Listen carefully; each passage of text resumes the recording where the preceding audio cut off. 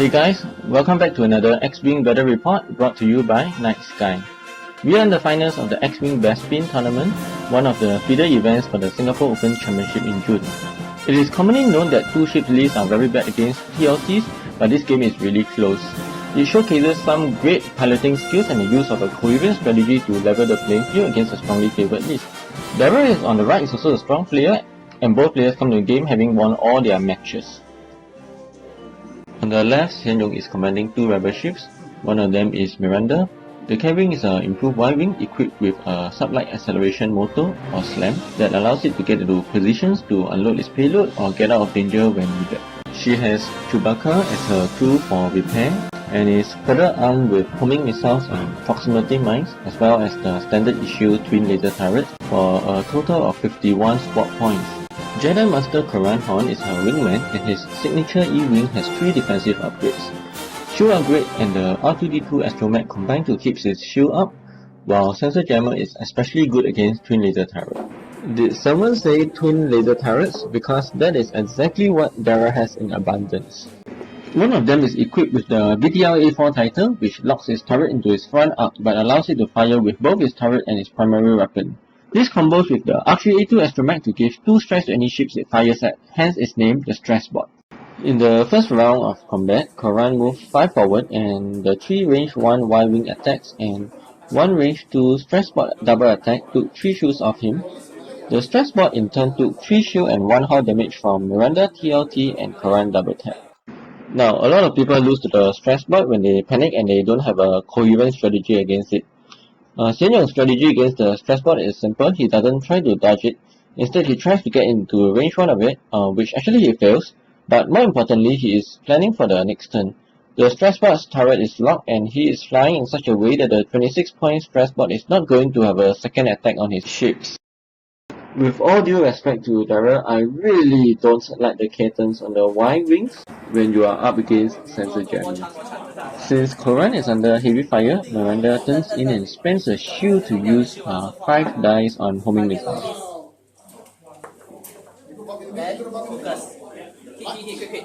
Target lock and focus results in 5 hits. The Y-wing with its shields down and hull damage, it is simply not agile enough to survive such a brutal attack. For the remainder of the turn, the Y-wing with focus is sadly unable to shoot Corran and deals 2 shield damage to Miranda. For all the firepower of the 2 twin lasers, they could only do 1 shield damage to Corran as the stressed Ghost Squadron pilots have a miserable time dealing with the E-wing's Sensor Jammer. There were many combinations of maneuver by the Y-wings which would have killed the stressed Jedi Master this turn. Unfortunately, K turns into Sensor Jammer and 2 sharp into range 1 simply did not cut it. Even so, the Y-wings are still favoured.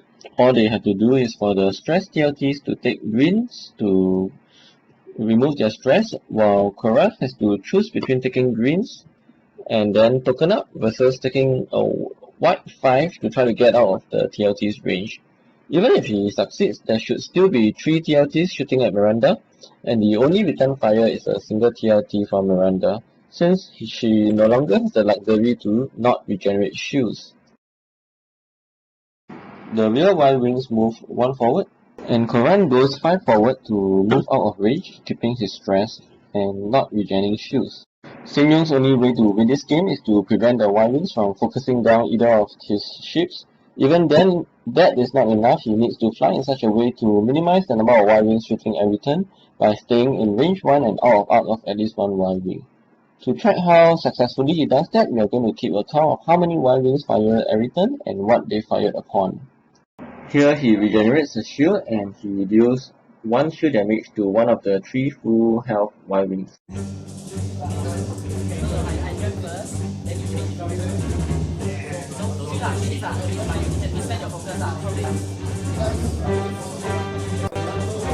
And once again, the Jedi Master evades the twin lasers.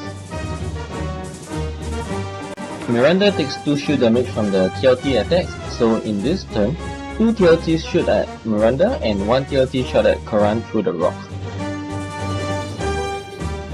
Now, I found the 2 left turn quite strange, because why would you not want to have all 3 Y-wings shooting at Corran?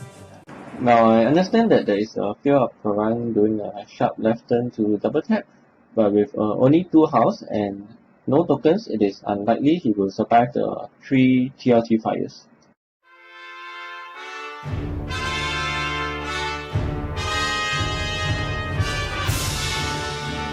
Miranda regenerates a shield and removes the last 2 shield from the Y-Wing. A very good attack indeed. And the Y-Wing does not get to shoot Miranda. The 2 TLTs managed to deal 2 damage to the Lone Wolf Sensor Jammer Corran, which I would consider a good average. Unfortunately, this leaves Corran with just 1 hull, and without the 3rd TLT to finish the job, the Jedi Master defies all odds to stay alive. So this turn, 2 Y-Wings shot at Corran, while the 3rd Y-Wing had no shots. Miranda's strategy of hugging the rear of the stray Y-Wing paid off. Also notice how long all the defensive upgrades, Lone Wolf, Sensor Jammer, R2D2 and Shield upgrade, has kept Corran alive. Once again, with all due respect, I don't like the 2 sharp turn from the Y-Wing at all. Miranda has been hugging its tail for the past 2 turns while Corran stays out of range. She is almost certain to repeat the tail hugging maneuver as she stands to gain nothing from any other maneuver. What the stray Y-Wing needs to do, in my opinion, is to get a heck out of Miranda hugging its tail. Sure, Miranda could homing missile it if it goes 3 forward, but that means Miranda is not regenerating shield, or worse still, if Miranda spent a shield to use homing, she would be 1 shield down, plus 2 hull down as a result of the TLT return fire. Homing missile deals an average of 4 damage, and having a full life Y-Wing take 4 damage in exchange for 3 damage of a half life Miranda is worth the trade. I doubt Xenia would even use homing missile at all if she went 3 forward. As it is, the alternative is for Miranda to regenerate yet another shield on her TLT attacks. At the same time, she dealt another 2 damage to one of the Y-Wings. Corran is down to 1 hull and 1 shield due to R2D2, so a repeat of last turn's 2 damage from the TLTs would kill him. Even with the Y-Wings taking focus, 2 damage is a likely but not certain outcome due to the Lone Wolf focus and Sensor Jammer combination. Unfortunately, the Ghost Squadron pilots fell prey to Corran's mind tricks and they fluffed in an epic manner. So, back to Dow's. Darrow's lead is being slowly withered away. 3 turns ago, we had a double stress and almost dead Corran, and 3 Y-Wings at full health. Now, Corran is still almost dead but no longer stressed and turning back into the fight. Both Y-Wings have their shield withered away. He's probably still ahead, but not by that much.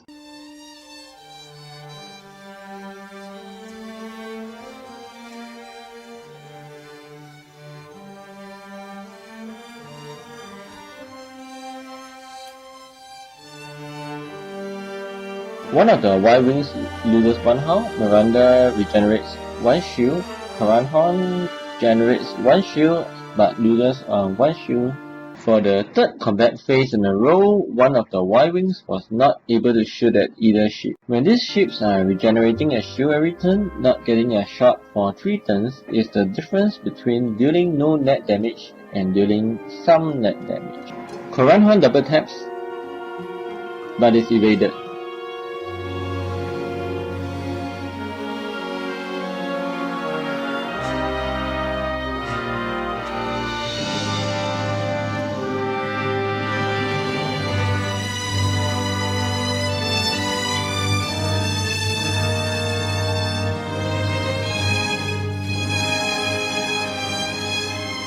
The Y-Wing has 5 hull and 1 shield, so Miranda has no chance of killing it, even with 5 hits. How is it that Miranda, with only 1 shield remaining, is able to afford spending a shield to fire a homing missile at a Y-Wing? Now the reason is this. In the event that something unfortunate happens to Corran this turn, this homing missile ensures that only 1 Y-Wing will be shooting at Miranda next turn. How is this possible? Well, I'm glad you asked. With 1 or 2 hull left, Miranda's higher pilot skill would allow her to destroy the dying Y-Wing before it can return fire next turn. 3 Y-Wings, 1 down, 2 to go. As for the other 2 Y-Wings, one of the 2 Y-Wings can be denied a shot by hugging its tail for the 4th or 5th consecutive turn. So even if Corran dies, we are left with a Miranda regenerating its shield, shooting at the Y-wing and only having one Y-wing shooting back. The Jedi Master finally succumbs to a barrage of laser turrets. It may not look obvious, but the game is effectively over at this point. TLTs are very low variance weapons and it takes a huge amount of fluffing for Sen Yung to lose this game.